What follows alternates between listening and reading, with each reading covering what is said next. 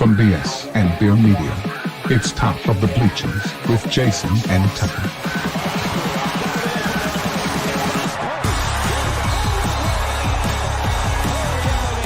Handoff, Smith coming right, trying to outrun the coverage, makes a cut, gets it. Oh, he's still going all the way. He's going to score. He's got the five. Let's see what the guys are talking about today.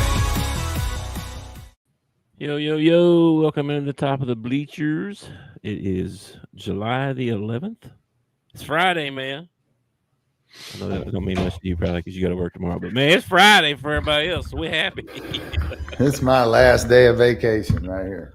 Oh, that's even more depressing. It's supposed to be a happy day. It's supposed to be happy. It's Friday. Yeah, I freaking actually have to work Saturday and then I'm off Sunday, Monday. So I have to go. I'm easing my way back in. I'm gonna do one day, then we'll come back. You know, you looking kind of pale. You looking a little pale. I mean, you might be coming down with something. And then I've been thinking maybe I work Tuesday, Wednesday, and then call in sick on Thursday. So I ease myself back into the week. Yeah. It's like that guy that's on a diet. I'll take a junior bacon cheeseburger. Yeah. And a small chocolate shake. Yeah. I'm on a diet. Trying to watch my figure. Yeah. Anyway, I worked today like a fool after I woke up late. Like I was telling you, I fell asleep literally setting my alarm on my phone. I don't even know how you could do that, but I did. I woke up with the phone in my hand, scrolling through to set the time and fell asleep. So, well, I've often thought that you were like a candidate for narcolepsy. That's a fine case for it right there. The only problem is you don't sleep enough.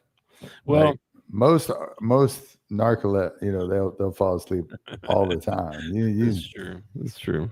You just push yourself until your body. I know what happened. Probably I had the TV on, so I'm watching TV. That's what happened. So I'm setting the alarm. I looked up at the TV. Oh, sure. And then, that's what happened. It wasn't like I was, it wasn't like, I don't think that's how it happened. I don't know because I fell asleep. When did that start for you? What's that? Narcolepsy? Not being able to stay awake through a movie. When did that start for you? I've always been that way, I think. It depends on the movie. I think it started when you started working in that factory in Mountain Home. I don't ever remember. No, because remember we were going to watch. What was we were going to watch? What was it? Baby in the Corner. What's that movie? Dirty Dancing. Dirty Dancing. Yeah. We were going to watch Dirty Dancing when we were kids one time. I didn't make it through the first. I never made it through movies, man. I never does. Well, that was my mom's favorite movie, so I didn't need to watch it. I could probably quote it to you because she watched it so many times. Well, speaking of movies, Superman came out today. I texted the wife. I was like, "Hey, you want to go watch Superman?" Nah. And I've been need to live closer to me so we can go watch Superman. I don't know if I want to go watch Superman. I've been hearing that there's some woke bullcrap in it. Oh, well, that's all the movies, ain't it? And I don't know how they made Superman woke, but I don't know. He's probably gay. I saw a trailer the other day, and not only is Superman's dog in the movie, but Lex Luthor steals his dog. He shows up to confront Lex Luthor for stealing his dog or whatever. So I don't know. Well, that's pretty dastardly deed by Lex to take his dog. Yeah, somebody takes your dog. That's pretty low down, dirty thing to do. That's some John Wick stuff right there, man.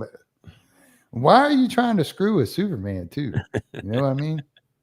They try to screw with everything, man. You know that. No. I mean, why would, if all the dogs you were going to steal, why would you steal Superman's dog? He's super dog, ain't he? Yeah, he is a super dog, but why would you make Superman mad? That's my point. Superman, grab a hold of you. If Superman was a bad guy, okay, which there are some alternative universe comics where Superman is the bad guy and Lex Luthor's the good guy. It's really crazy.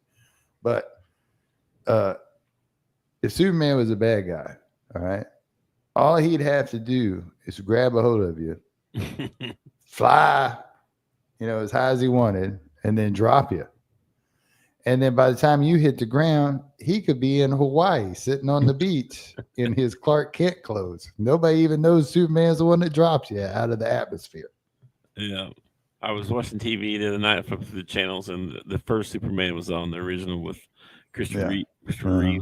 Yeah, I watched it the other day. It's pretty cool. It's so hilarious, bro. He comes running out and he looks at the phone booth, and it's like one of those ones that's not a booth anymore. It's just a thing. He's like, he runs over to the booth and over to the thing and changes.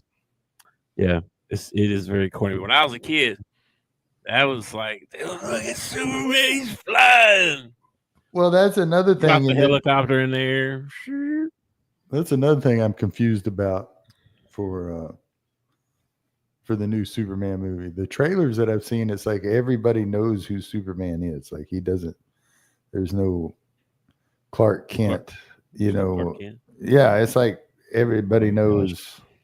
So they messed up Superman. Is that what you're telling me? I don't know. I'm telling you that I've read some stuff online that I don't like, and I really I'm afraid I'm going to go, and they've turned him into a gay guy. That's what I'm worried about. Like Superman's going to be a transvestite flying around or something. Brokeback Mountain Superman, something. They'll screw it up somehow. Oh my gosh. Like, I don't know why they're doing this either. Like, I don't know why they're doing this in movies. It doesn't. If they were going to do that, they should have done Iron Man that way. He was the perfect candidate for that. Iron Man?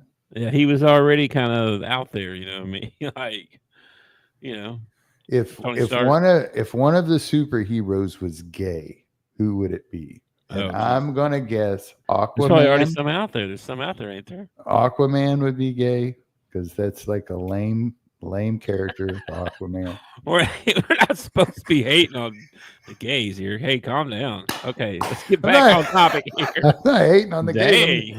I'm going by his outfit. Like he was the little short blonde, metrosexual looking guy. I think if there's any chance, it would probably be Aquaman. It could be Wonder Woman. Wonder Woman's very butch woman. She could be gay. Yeah. I ever asked this question: how did a whole island of women have kids and grow and populate, and how'd they do that? The Amazonian gods. I have no idea. I don't know. I don't remember ever getting a Wonder Woman comic. I was not even aware of Wonder Woman until what's her name? Puberty. Yeah, pretty much. Linda. Who's that Wonder Woman chick? Oh wow. What was it? Linda Hamilton? No. That's the Terminator. It wasn't Linda Evans. Linda Carter? That sounds right. That does sound right. Thing, yeah, when she showed up in the Wonder Woman outfit, I was like, who is this superhero and where has she been my whole life? Please wrap me with your lasso. Yeah. Excuse me. Anyway, and then when they picked Gal Gadot as Wonder Woman, what a pick! Great pick for a Wonder Woman. I was waiting for them to screw it up. Yeah, those were pretty good movies. I like those. Mm-hmm.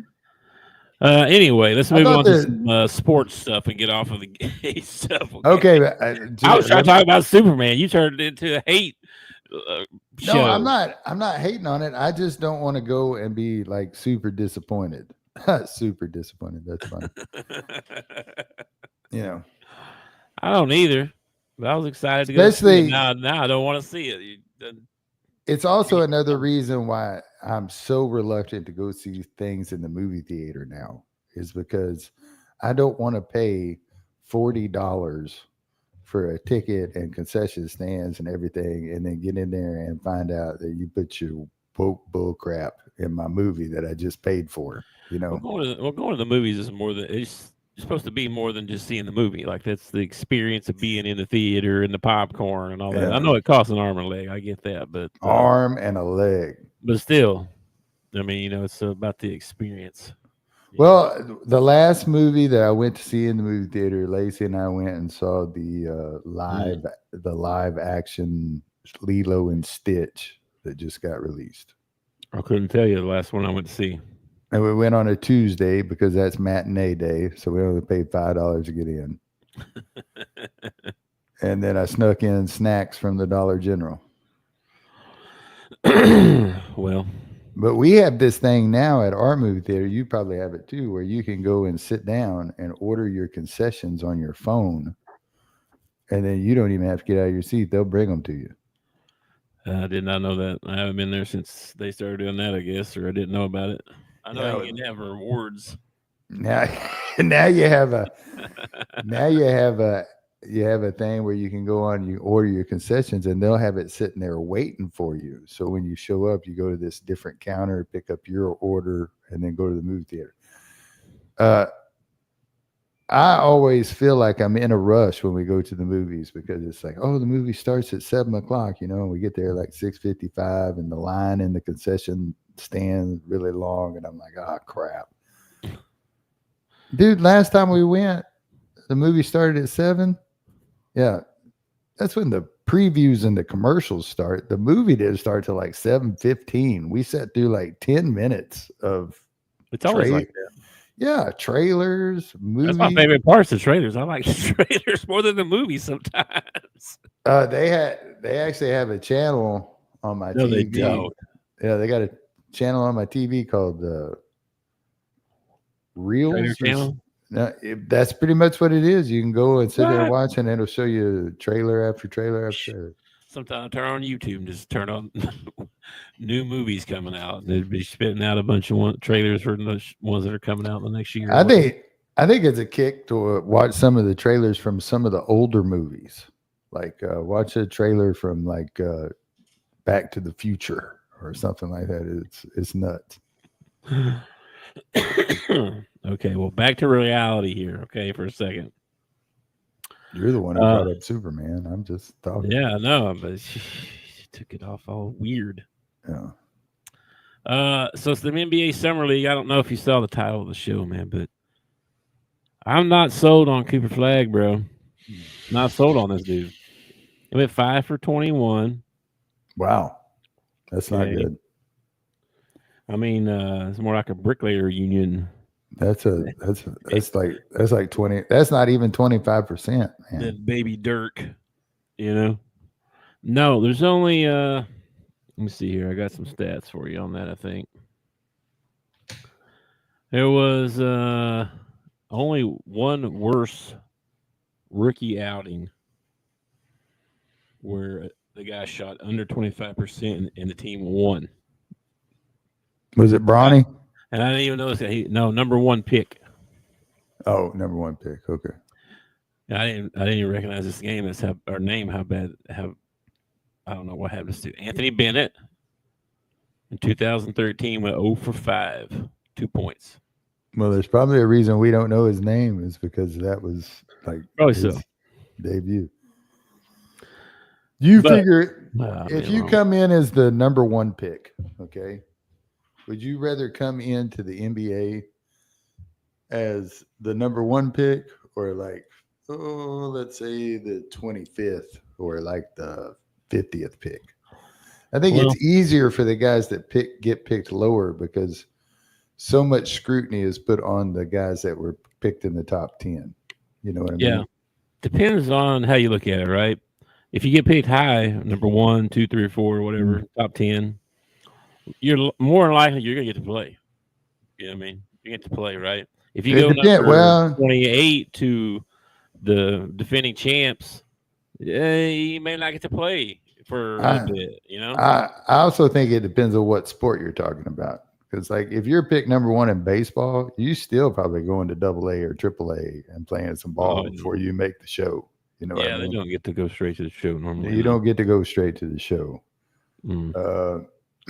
Football's different. You can't really, because that's so hit or miss, Well, and not only that, but if you spend value an O tackle versus a receiver too, like.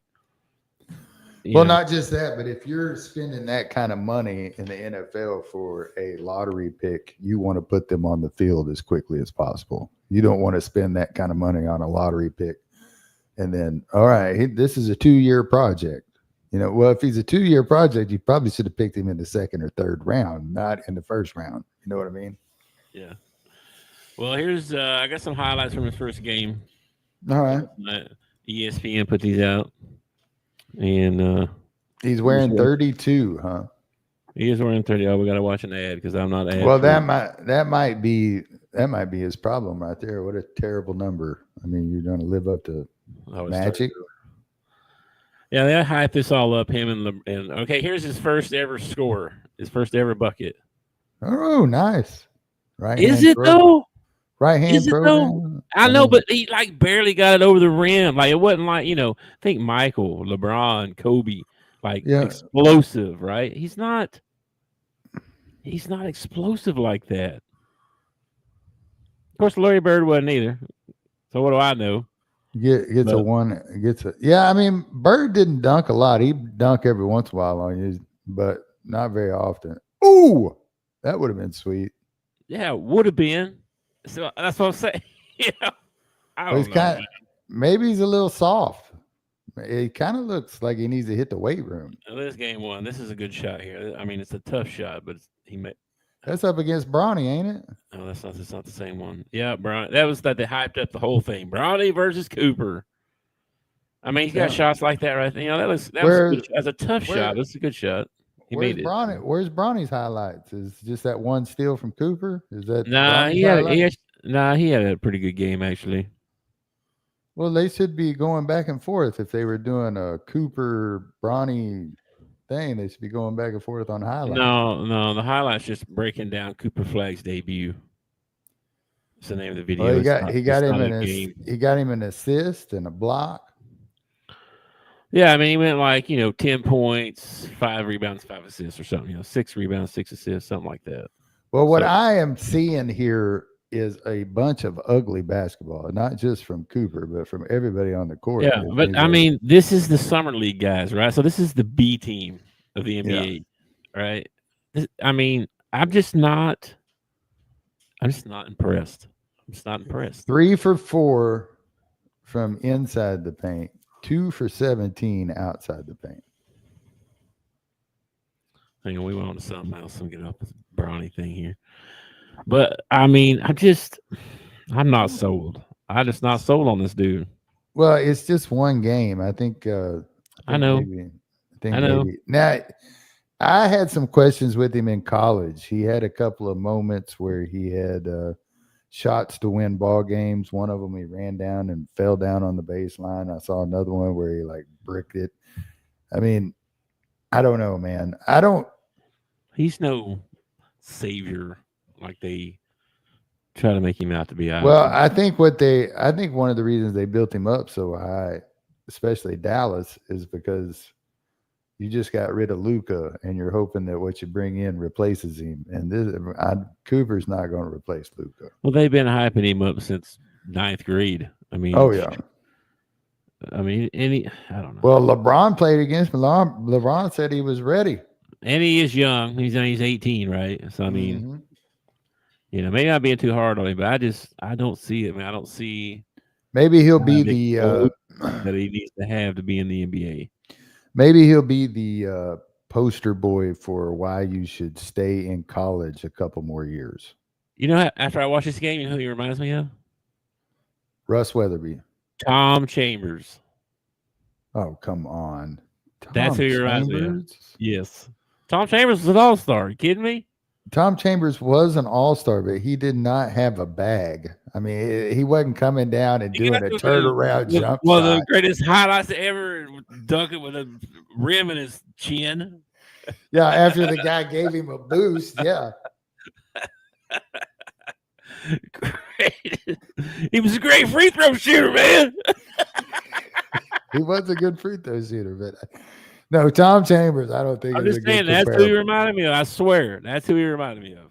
Like good enough to be an all-star, but not, maybe not every year. Yeah, I don't buy it, man. I'm not seeing it. He reminds me of Russ Weatherby. Can I go on? Can I give you a reason why? About Russ. I always thought that Russ was good enough to play on the high school team, but he didn't have a basketball IQ. You know what I mean? Like he could he could handle the ball, he could pass the ball, he could hit a shot every once in a while, but he couldn't have run the team. You know what I mean? You don't think Coops? I don't think he's there yet. Well, I mean, he's 18, right? So yeah, that's why I compared him to Russ Weatherby, because I played ball with Russ Weatherby when I thought you were going to call him a wine bag or something. He seems like the type that just throw the ball down the middle of the game, walk out, be like, "I quit, guys. This is hard. It's raining outside." Dang, man. He just beating Russ up, ain't you? Yeah, Russ. Anyway. So what else we got? Oh, so I watched the Orlando game, right? I thought John L. Davis, John Orlando team didn't even get to play. In a summer league, he didn't even get to play. No, he just sat on a bench the whole time, bro. Just sit over there the whole time. But he made the league. They got like 20 dudes on the roster list or something. It's ridiculous how long their roster is. And so, like, maybe 15 dudes didn't play, Anyway, it's kind of disappointed in that, but I mean, kind of expected at the same time. How do you think the guys playing summer league ball with Cooper Flagg feel? Like, they're watching that ball game and they're thinking, really, this guy's he's not even going to have to stay in the G League. They're going to put him in the starting lineup. And I'm working my butt off every day. I think I could beat Cooper Flagg, and I can't even make the roster. Yeah, I'm sure there's some that feel like that. And I'm sure that, I don't know. I don't see him being the savior like you talked about. But I felt the same way about LeBron when LeBron first came out. Like, LeBron had the bag. Like, he could jump out of the gym. He didn't really have that great of a jumper or anything at that point, but he had the athleticism and everything that went along with, a number one pick. I never really thought that about Cooper Flagg. I feel like after he played with the USA team and LeBron and a couple of them came out and said what they did about him, that pretty much like wrote his ticket to get into the league. Like, I don't know.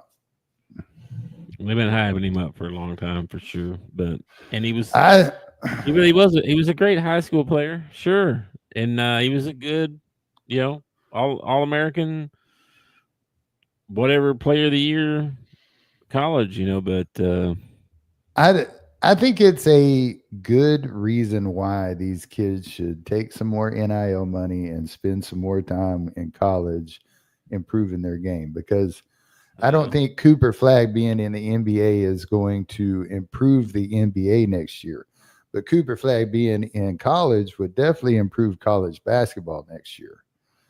And I think these kids get people in their ear, you're going to be a number one, but you need to go now and doing all this stuff. And I don't, especially with paying money now to these kids in college, I don't think they should be in such a rush to get out of college. Some of that might be over with this whole revenue sharing, clearinghouse people. They're trying to put the clamp down on a bunch of them right now for not having valid deals or whatever.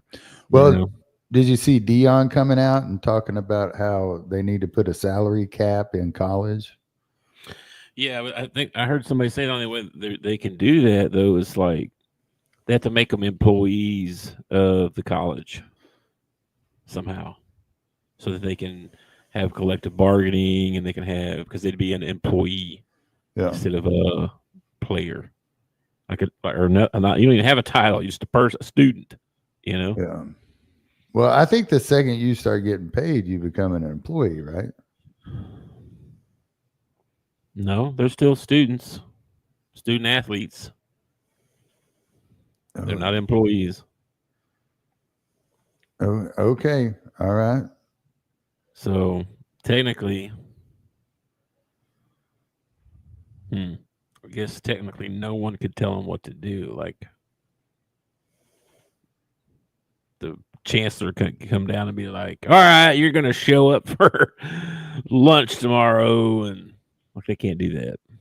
Don't you think it's crazy that, say, 5-6 years ago, well, probably a little bit longer than that. It wasn't too long ago that like Johnny Manziel was getting in trouble for selling autographs, and Pryor was getting in trouble for getting tattoos for free, and those were like thousands of dollars. Those were not millions of dollars, anything like that. Mm-hmm. And now we've gone to this point where, well, I ain't coming to your university unless I get $2 million. I know it. Well, speaking of big money, I don't know if you've seen these NBA deals the last few days. Mm-hmm. Shea got his deal, 4 years, $79 million a year. Is that right? No. $79 million in the 2030-31 year.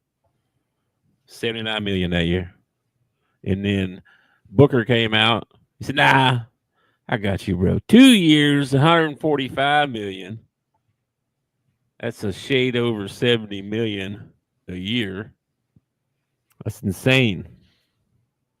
The rookie max extensions have gone up 61% since 2020. The cap's up 42%. Well, I saw that OKC took care of business. They signed Shea, they signed Holmgren, and they signed Jalen Williams all to extensions. Mm-hmm. So that works out really well for them. I don't know. I think a lot of it depends on how much of it is guaranteed.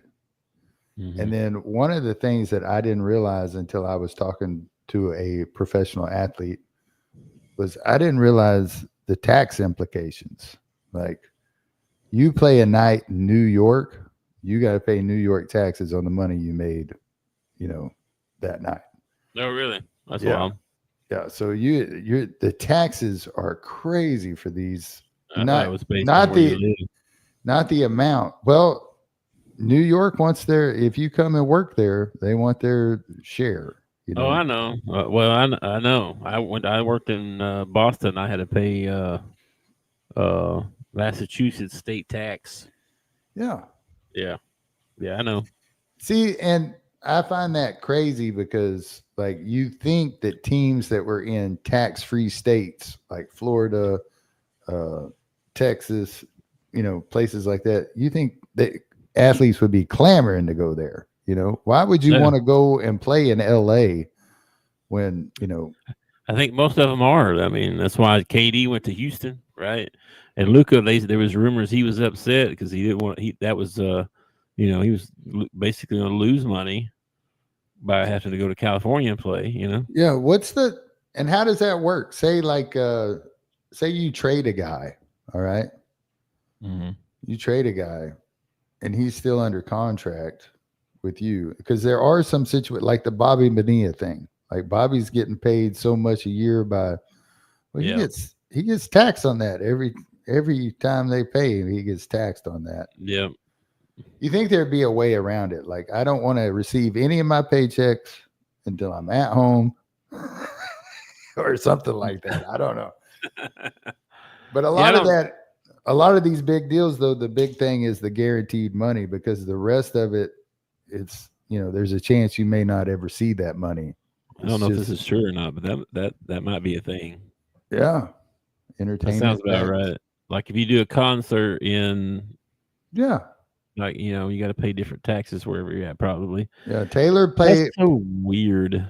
Taylor Swift pays different taxes when she does a show in Arkansas compared to when she does a show in New York. She pays different taxes.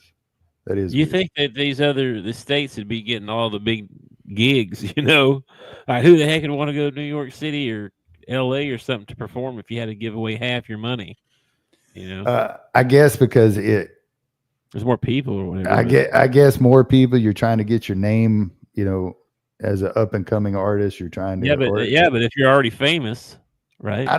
It's one of the reasons that when they go on world tours, they avoid certain countries, because certain countries like France is something like 70% of your pay goes to the government or something like that. It's crazy. Yeah.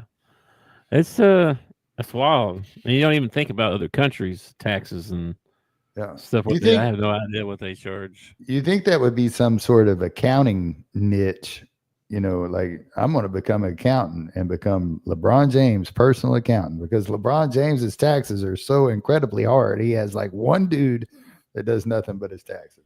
Yeah, he probably has his team. Yeah. What up, Yeah, that's Coach crazy. Lee? If you want a lotto or something, right? Yeah. That'd be crazy. How's But that yeah, work?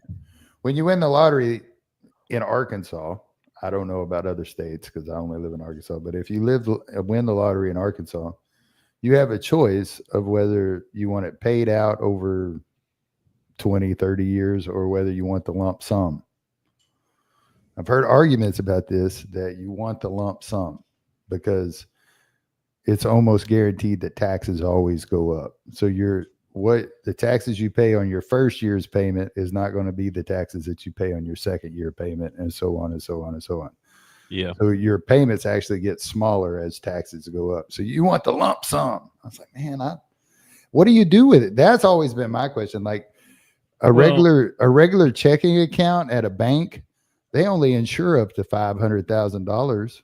If you got $100 million, well, you got rich people problems now. You got to invest all that money. You got to have different banks, all that stuff. Like you hire a team of people to do that. You don't take care of that anymore yourself. Yeah, but then you run the risk of like Darren McFadden. He hired a guy to take care of his money, and the guy rooked him out of like $2.5 million. This is true. You probably use a couple of them. You got to put all your eggs in one basket. Probably you put a trusted family member through school to become an accountant. No, you don't. No, you don't. You can't trust them people neither when it comes to money. So if I win $100 million, I don't need to trust you. Well, you can trust me. Oh. That's what they always say, right? Yeah. You can for sure trust me, bro. Like, yeah, definitely. Let me handle your money. Yeah. And then I think that some of these athletes, like when they make that big contract, they automatically, think that they're just set for life, and they start doling out to their family and friends, and they all of a sudden they got this huge entourage everywhere they go. And then like Mike Tyson, like 5 years later, you're broke and you owe money to the government, Oh, okay, man. Moving on here. The money in the NBA is getting crazy right now. That's all I got to say about that. So these deals, all these guys getting max deals all over the place. They actually have a 30 for 30. I think it's called Broke or Dead Broke or something like that, and it's about professional athletes that lost all their money. Yeah, there's several documentaries on lotto winners losing all their money and going crazy and bankrupt and end up in jail and all kinds of stuff. Like it's not because it's such a change, right? You go from being you can't go from being poor. I heard this guy talking today. What was it said? You can't go from being poor to rich to back being poor. Like it messes you up completely because you can't, you can't, you don't you think, oh, I have a lot of money, I can do all this stuff. I get it's a different set of problems. It's a different thing, altogether. And you're not anywhere prepared for it because you don't know what it's like to have that much money. You never have, right? Yeah. So, yeah. So then you get it, and they're so concerned with not losing it to go back to that. That's all they care about. It's all they focus. It's a trap. It's a trap. Chad Johnson, Ocho Cinco. I watched a thing over him one day, and he's a cheapskate. Like he's got millions and millions of dollars. He lives in a 1-bedroom apartment. He freaking, goes to the grocery store. He doesn't eat out. His teammates called him a cheapskate. Like this guy is a cheapskate. But when they talked to him about it, that was his reasoning. He's like, I came from nothing, and now I have all this. He said, I'm not going back to nothing. He said, I'm going to make sure that this lasts me, my family, my kids, my grandchildren. I want all of them to be set up. And you can't set those people up if you're running out partying every night, hanging out with your friends, all that stuff. If I win the lotto, first thing I'm doing is hiring a team of people. I need a lawyer. I need an accountant. I need a tax person. You need all them people, and then move forward. But you got to have a team You gotta have a good team of people. If I ever win the lotto, first thing I'm doing is tithing to the church. Yeah, well, good for you. Good for you. I'm glad you said it out loud and it's recorded. I'll hold you accountable, my brother. That's right. That's the reason Jesus needs to bless me with the lottery, because so I could help the church out. Yeah, okay. Here's the problem with me winning the lottery. I don't ever play the lottery, so the chances of me winning the lottery are real slim. Actually, not that much slimmer than a guy who actually buys a ticket, but still. I buy one every now and then. Like if I hear it, like, oh my gosh, it's 900 million right now. Well, yeah, I might stop and get me a ticket then. I'm not running down there every day to buy a ticket though. No. I think my brother buys a ticket for every drawing. He buys one for the Wednesday drawing and for the Saturday drawing. Every Powerball drawing he has. Really? Ticket. Yeah. Does he use the same numbers every time? I don't know. I've never asked him that. Well, if he's not, he's dumb because statistically speaking, one in 330 bazillion is compared to 1 in 150 bazillion. Well, you heard about this company in Texas that was like buying every possible lottery number. And like every lottery, they would invest something. It was crazy. It was like $14 million they would invest into the lottery. Buying all the tickets they could buy. Yeah. And they would end up winning. Like, 9 out of 10 times they'd end up winning and getting all that money back.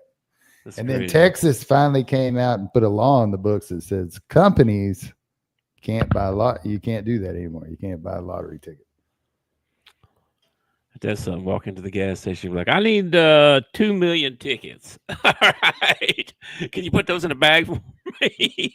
Well, I think they were buying theirs online. Oh my gosh! Which crazy. I think is, that's buying them all over the place. That's dangerous to me. Like when they started making an app where I can buy my Powerball ticket on my phone. Yeah, that's. You shouldn't have even told me about that. Why did you do that? Don't tell me that. I don't know if Missouri has it or not, but in Arkansas, you can buy. If it's Powerball, then yeah. If it's Powerball, I bet you do. Yeah, you can buy your Arkansas State Lottery ticket, your Powerball, and I think your Mega Millions all online. You don't have to go to the store. Is it called the Powerball app? I don't know what it's called. Let's search Powerball and see what. I would not want it on my phone. Powerball lottery app. There it is. Son of a gun. Ain't that something?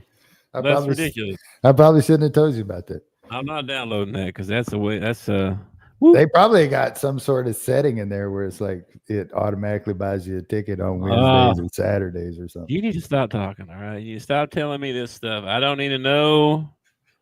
Ignorance is bliss, my friend. Ignorance is bliss sometimes. Hey, that does remind me of a feel-good story that I heard one time. There's this guy in Texas. And he looks down, he's pumping gas at a gas station. He looks down, there's a $5 bill on the ground. So he picks it up and he asks the guy that's pumping next to him. He says, "Is this your $5 bill?" He's like, "No." Like, huh? So the guy goes into the store. He never buys lottery tickets because he is not going to waste his money on lottery tickets. But this is somebody else's money. So he decides he's going to buy him a lottery ticket. And the sucker ended up winning like $250,000. Oh, wow. Yeah.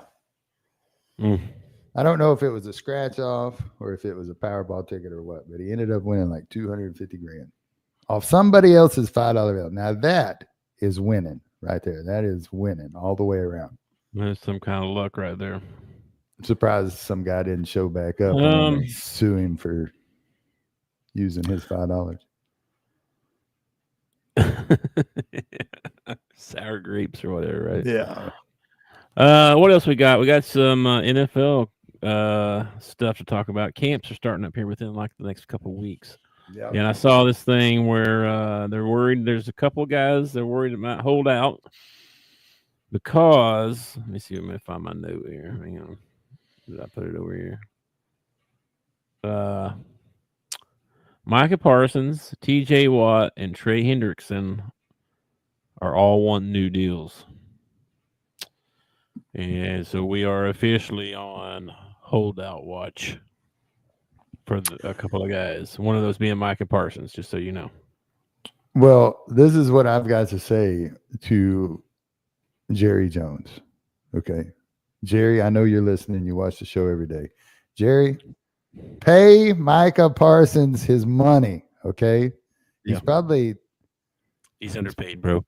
Bosa's deal right now, $34 million a year. Man, that's pretty cheap. Because Micah's 5th-year option, 4.3. He ain't coming. He ain't. Jerry gonna have to open up to the old wallet before he's gonna show up, I bet. And TJ, I think he's already got a mega deal. I don't know why he's asking for more, but I don't understand why. He's old. I don't understand Jerry Jones. It's like 100. He paid like $1 billion to build Cowboys Stadium. He freaking wants the best of everything. If you've ever been to Cowboys Stadium, it's luxury everywhere you go. And then when it's time to sign somebody like Derrick Henry or a DJ Metcalf, it's like, creak, I can't open my wallet, guys. Can't do it. Well, he's known for all the money he spends, so you know what I mean? He's known for that. But not on the right things. Well, that's debatable. I mean, is it? Yeah. Is it debatable? Our last championship was in 1995. I don't know, but 95. It's not like he hadn't had good players. It's been 30 years. 30 years since we even went to the Super Bowl. Yeah. Right? I don't know. I think he takes a little too much heat for. I think he ought to hire a GM, is what he ought to do. He needs to hire a GM and just be the owner. Isn't his son the GM? He just don't listen to him. It's the same thing. How old is Jerry anyway? He got to be like 150. Jerry's in his 80s for sure, man. Well, anyway, we got some holdouts to watch out for there with Parsons for sure. I'm afraid he's having like Joe Biden moments. You know, like he's actually just wandering around Cowboys Stadium. Somebody go find Jerry. Where did he wander off to? Jerry don't know where he's at. How many days? I forgot I don't have my countdown. Do you have your countdown still? Jerry's 82 years old.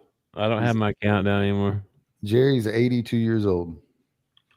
His net worth. What do you think his net worth is? I'm going to give you a hint. It starts with a B. Yeah, I'm going to say 65 billion. No, way too much. Way too much? 12 billion. Too low. $17.5 billion is what his net worth is. That's crazy. Well, I would tell you this. Oh, never mind. I don't know. We'll see what Jerry does. The hot take was the thing here that prompts me said, how long we need to start a pool, right? How long till he caves and pays Micah what he needs to pay? He needs to pick up the phone and call him before the show is over, is what he ought to do. Bro, we're only 3 days away from college football. We're only 50. We're only Lawrence Taylor away from NFL. 56 Next days. Month is August. Yeah.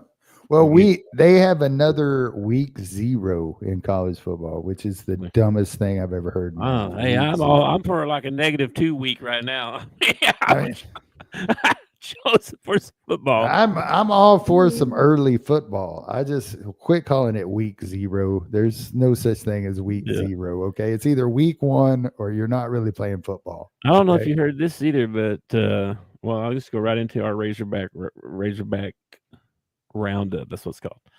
I don't know if you saw Coach Cal in his interviews talking about this. He was saying, and Bruce Pearl also said this. That they want to play games like in July, like a couple of games, like an exhibition or, where they do the donate the money or something like that. And then he said, put the conference tournament at the beginning of the season. You start the season with the conference tournament, and then you play the whole season. And then at the end of the year, it's the end of the year and the March Madness starts. Would you still get your automatic bid from the tournament? Don't know. That's a good So question. if Arkansas wins the SEC tournament at the beginning of the year, do they get their automatic bid right then? And if they do, I don't think so. then do you shut it down for the rest of the year and kind of just coast until the tournament starts up? Yeah, I don't think that would be a good idea. I don't think it would be either. I don't like the. I don't know about that. I don't mind the idea of getting rid. Maybe it's like a pre-tournament that doesn't mean anything. You know what I mean? And not have a conference tournament at the end. Mm-hmm. You see what I mean? Be more like a practice tournament, if you want to call it that, or something. I like the tournament at the end of the year. One of the reasons why it doesn't happen very often, but every once in a while you have a team that punches their ticket. Like they wouldn't have got into the NCAA tournament, but they make a run and they win the SEC tournament and they punch their ticket. I kind of like that. I kind of like a chance because, like, if you're in like the situation Arkansas was in last year, where we hit that like 5-6 game skid at the beginning of the year, but then at the end of the year we're starting to bring it on and everything. The SEC tournament is a real shot for those guys to up their seed and get a better seed or anything, and I kind of like that. It would seem weird to have it at the beginning of the year to me, unless it was just like I said, like a pre-tournament type thing or something. And cool, I guess. I love the ideas of playing some exhibition games in July. You got your kids on campus, they're practicing. It's good to put them up against other guys. And you know the overseas tours they do sometimes, right? Yeah. They can only do that once every 4 years. Well, you know what they really need to do now that they're paying players and they want to do this stuff. They need to get rid of the NCAA. They need to just step away from the NCAA and say, y'all aren't regulating us anymore. We don't give a crap about you anymore, and do what they want to do. That's what they ought to do. Sort of what they did. And then now they got this. They were like, whoa, that's too Wild West.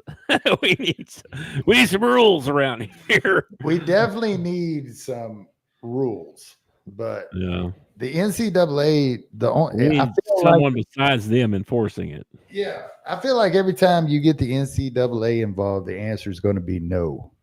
You know what I mean? Like it doesn't matter what it is. I feel like the NCAA, like their automatic answer right out of the box is no. We it's can't. Like that. It's like that evil stepdad you hear about. Oh no, I never had a stepdad. I didn't either. Thank goodness. I better never have one either. Hey, you probably could still have one. Your mom's still around. She might. I done told her twice. No men coming around here. Forget that. We ain't doing that. Well, she's coming to my house next weekend. Yeah, well, you're on total watch on lockdown. You don't let no dudes be a bruiser unless they're a bazillionaire. If they're a bazillionaire, we'll talk. Okay, we'll be able to work something out. But just your average Joe guy off the street, no. That's terrible. That sounds like you would sell your mother for the right price, is what it sounds like. That's what it sounds like. I'm willing to pimp my mom out, but only for the right price. I just want her to be happy. I think she'd be happier. Yeah, she'd be happier. Yeah. Anyway, let's move on here. There's some other Razorback stuff we got. So we got the SEC days coming up, media days coming up next week. Starts Monday. And Arkansas is taking Taylor Green, Cam Ball, and Xavier Sorey, which is kind of figured. You know, it's kind of like your team leaders or whatever. So they'll have some stuff on that next week. And then but you said we had a wide receiver that had broke his wrist. Yeah, wide receiver Ishmael Cisse. I don't know how you say his last name. Cisse. Out indefinitely with a broken wrist. He's transferred from Stanford. He had 26 catches, 241 yards, and 2 touchdowns last year. So you're saying he broke his wrist in the weight room? That's what the one story I saw said. Yeah, it said after breaking his wrist in the weight room earlier this week. Wow. I wonder what he was doing. I wonder if it was an accident or I don't if know. he was. I saw something gruesome, dude. You know how those break dancers, they jump around, they break dance around, and they'll jump on their arm, like on their hand, like a handstand on one arm, and spin around. Bro, this dude went to spin. His hand didn't spin with him. Woo! It was bad. So bad. Anyway, moving on.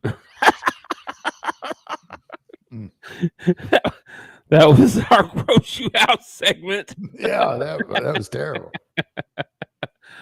Then the other Razorback stuff. I saw we're playing. I want to say this wrong. It's not Mount St. Mary's. It's St. Mary's. It's not the one that's always in the tournament. Everybody's like, ah. Well, then Not them. Mount St. Mary's is the one that's never in the tournament. Okay, it's that one. St. Mary's is the one that always makes the tournament. Well, they made the tournament. They made the first four. They were one of the first four. They won the game. It was a 16 seed. Played Duke and got beat by 50. That team. Okay.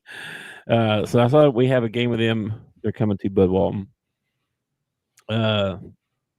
Freshman, he's in high school. I guess he's a senior. Well, actually, he's a junior because he's talking about possibly reclass into this year.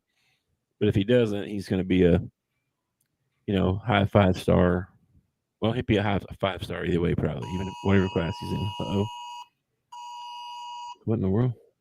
This is only a test. Some kind of warning going on.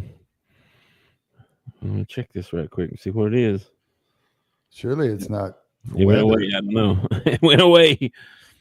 Let's see, what was I saying? Anyway, Micah Miernan. He's like a 6'10", 6'11". Big kid. I got some video on him here for you to show you.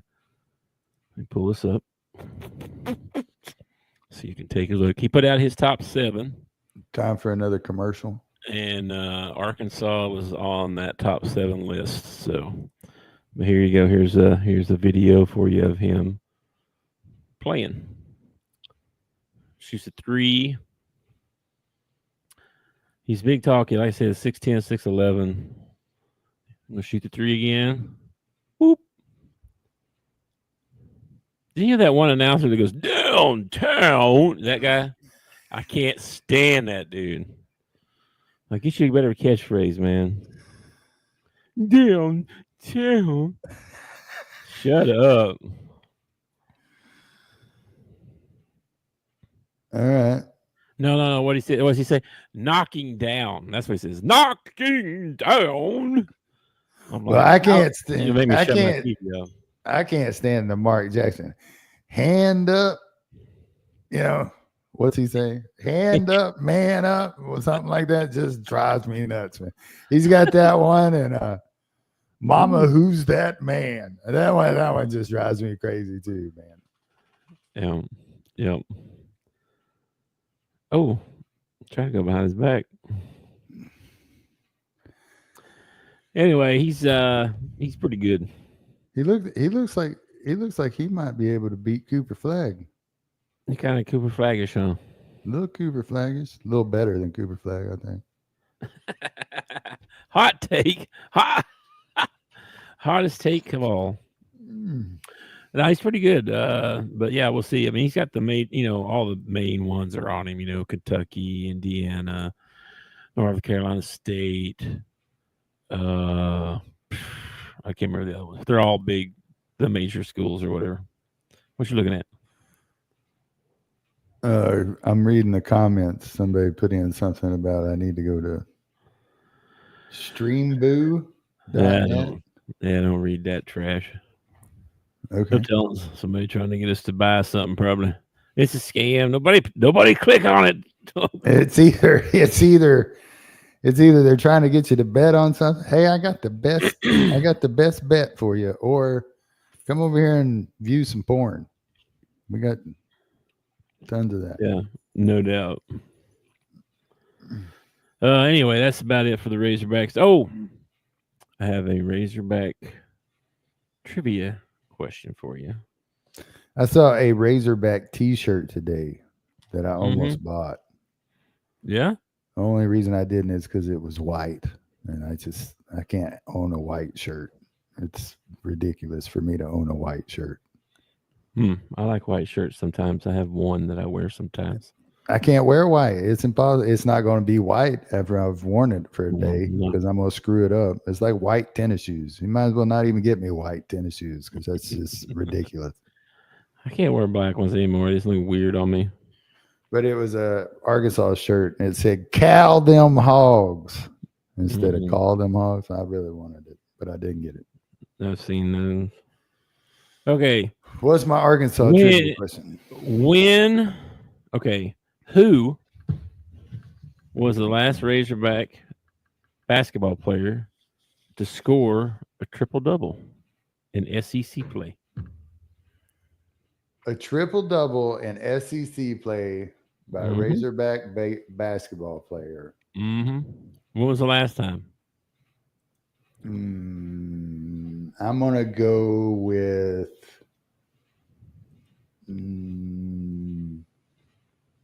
I'm going to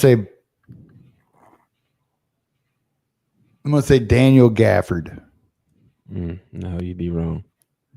What's going to allow them? Moses Moody. Moses Moody. Against Georgia. Yeah. I don't know if this is the game, actually. He had 25 points in this game. I think this is the game. Yeah. But yeah, triple-double. I didn't even get the stat line for his thing. Let me see here. Hang on. Ooh. Where'd my deal go? Oh, it's over here.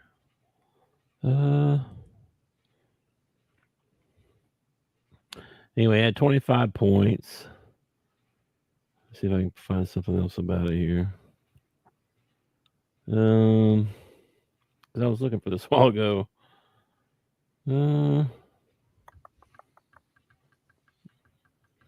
Because this one thing says 2024, but the video says 2021. Moses Moody.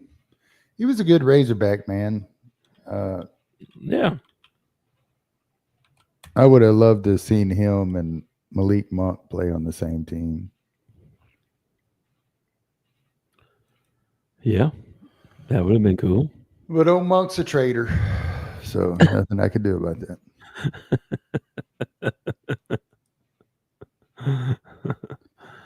Now that we got Cal as our coach, I look at some of our old teams and I think, man, what could Cal have done with this team? You know, they'd had better players than that. They'd probably had a couple more better players. Yeah. I think it's hilarious. Sometimes they rib the Kentucky fans. They'll be like, oh my gosh, Arkansas Razorback Devin Booker got a new deal for $2 million. Oh, they get so mad, dude. They're like, oh, he's Kentucky. He's Kentucky. Well, he played for Cal, though. He was a Cal guy. He wasn't there because of Kentucky. He was there because of Cal. No. Cal's not the program. No. Yeah. Yeah, they get fired up, bro. How many times and does Cal have to beat Kentucky, do you think, before? I think the next time Cal walks into Rupp Arena, I think he'll get a standing ovation instead of booed like he did the first time. Bro, this is telling me this thing lied to me a while ago. Hang on a minute. What did it lie to you about? Now it's telling me he never had triple-double. Oh, man. Give me a trivia question and give me the wrong answer? What kind of bull crap is that? It's not Grok 4, I'll tell you that much. I don't know. We got to compare them here in a second.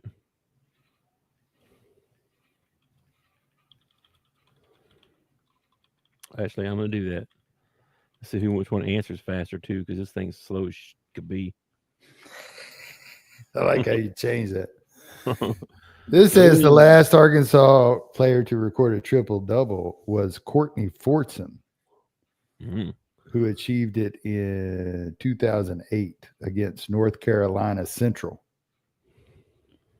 20 points, 11 assists, and 10 rebounds. No, Grok's wrong, too. It is described. Oh, the last one to do it was Boogie Flan. He had a game against North Carolina A&T, 12 points, 11 assists, and an unspecified number of rebounds.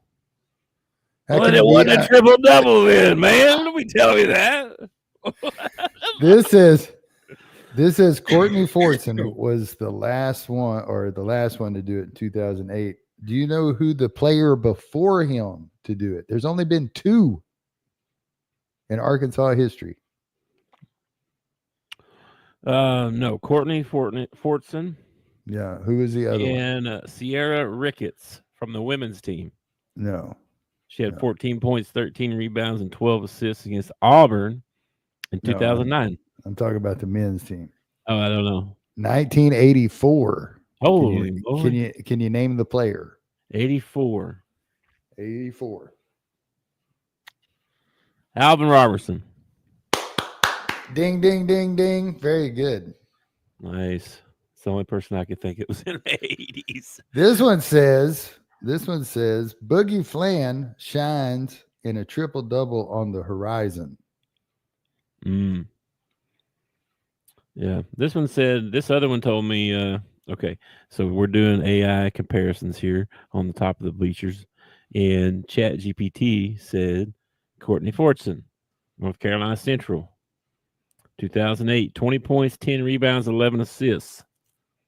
Grok told me some bull. He told me. Yeah, man. Anyway, that's ChatGPT 03, by the way.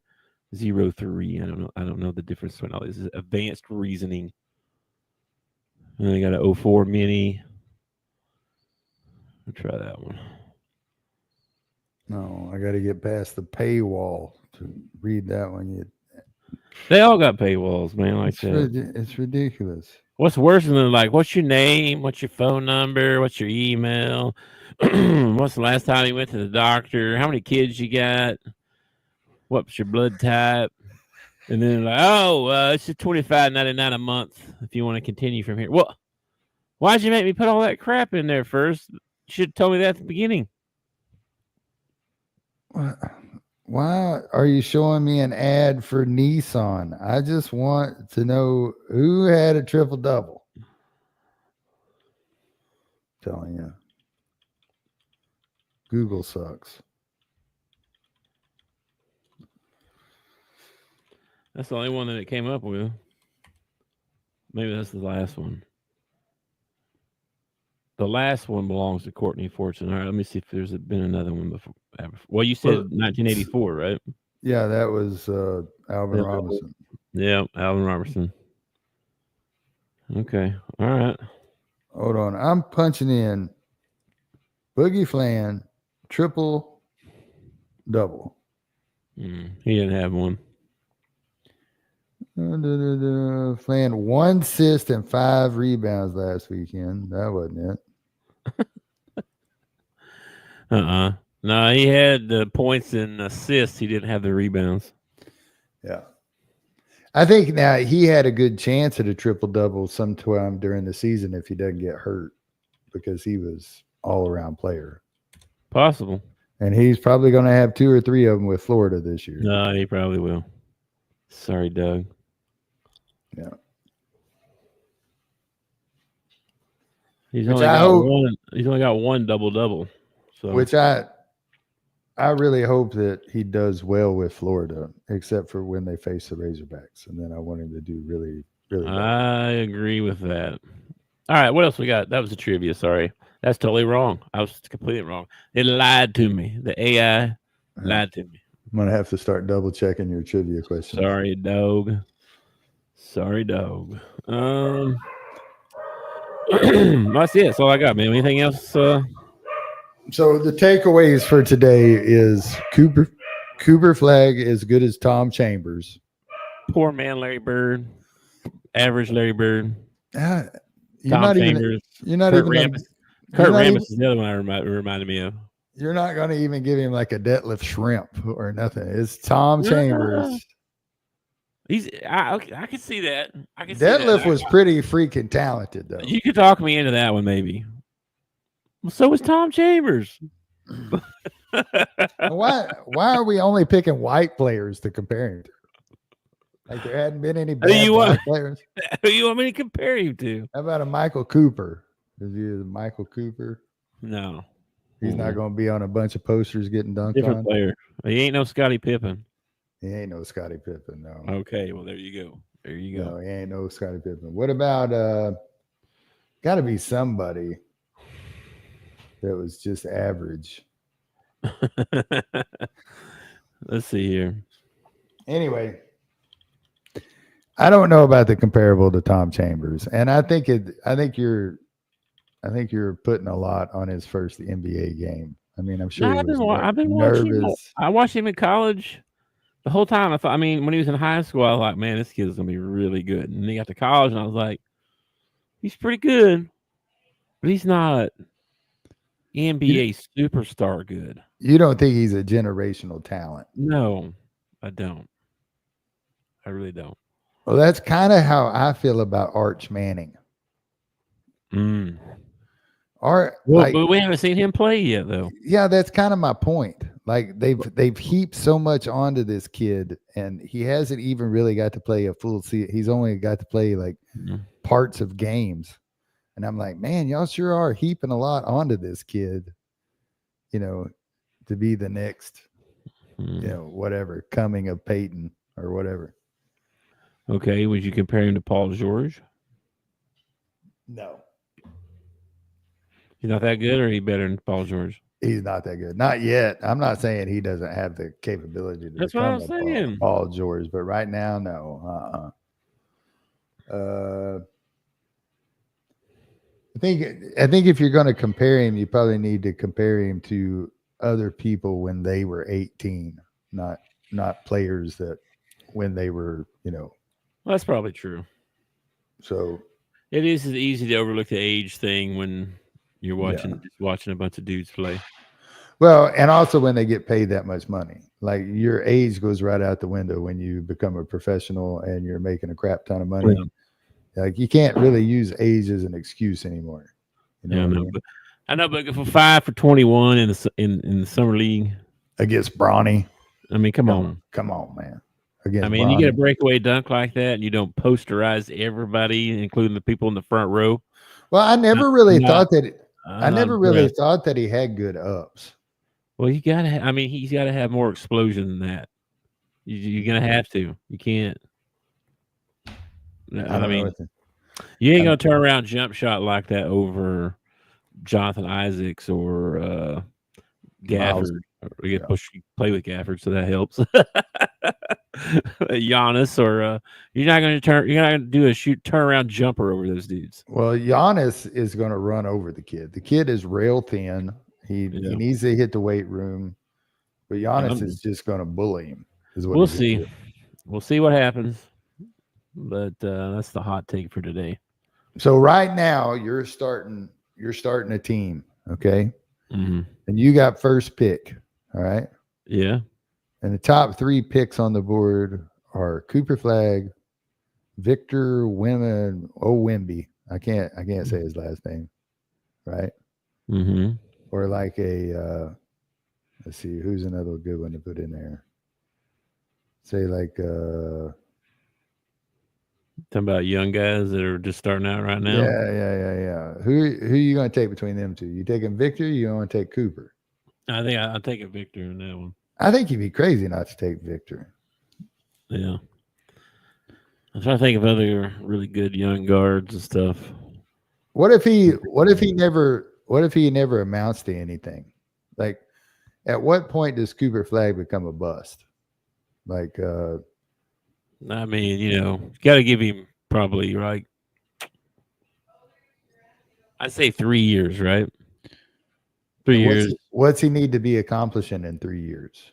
Good questions. He need to be the leading scorer for the Mavs? Well, as much hype as he's getting, he better be like an all-star. He better be leading them to the conference championship game or the finals or something.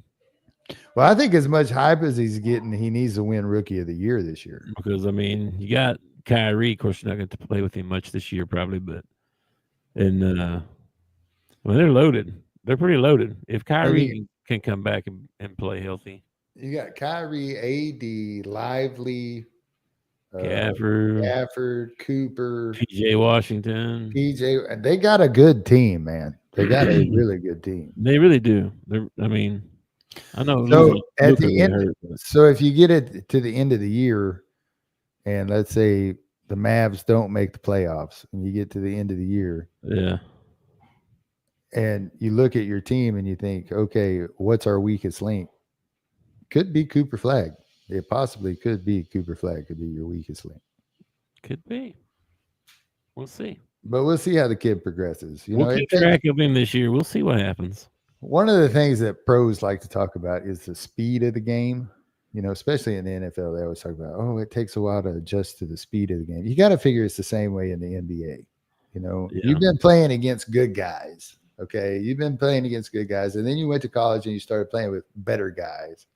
Now you're playing with the best, you know, Yeah. and if you don't keep up, it's probably going to say a lot about you. You know? I've heard a couple of guys say that it's like a totally different game. You know, I mean, it's still basketball, right? But it's a completely different game. You don't, you know, like even from high school to college, right? Is a big step, right? Even Cal was talking about this with Malik Thomas the other day. He said getting him to play with other people. He said getting him to play. It's like he had something about every player that he knew about them that made them uncomfortable, like whatever it was. Malik Ewing, when he catches the ball, he doesn't accelerate; he decelerates. He said, "I need him to accelerate. Something he needs to work on. He's not comfortable doing that yet."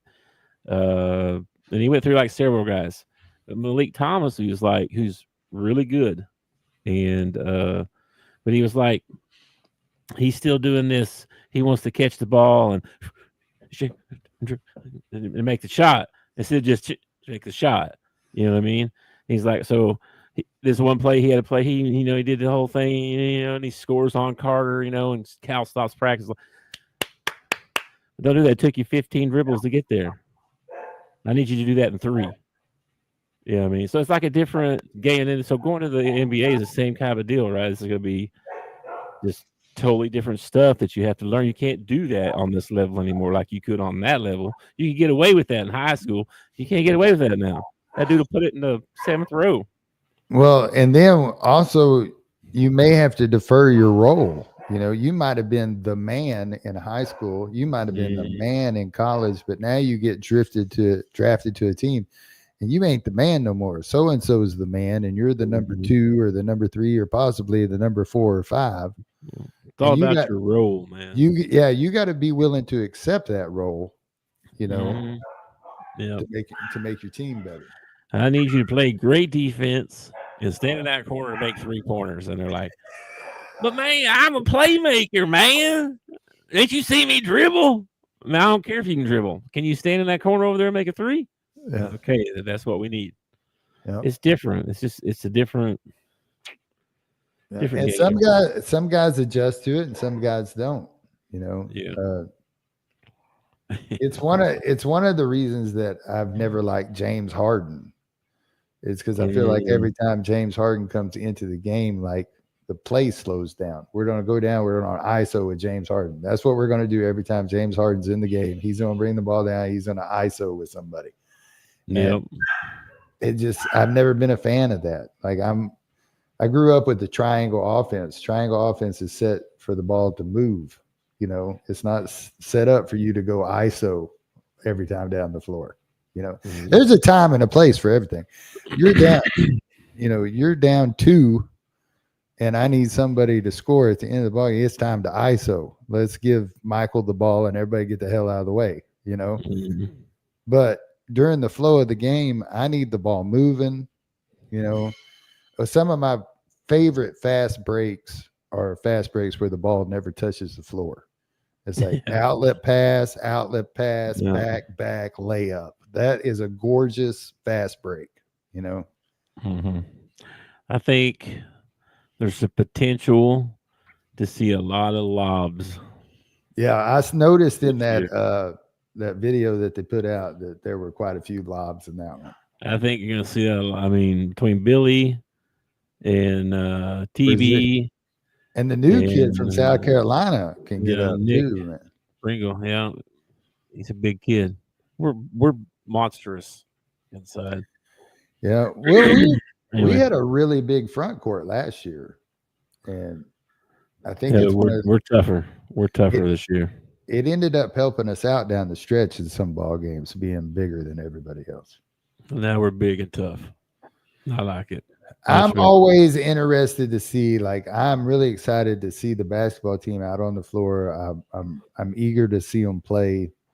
But one of the things that I always judge a team by is when you take a beating, when somebody comes in and beats you, how you respond the next ball game. Ain't nobody beating us, bro. We're going undefeated. Oh, dude.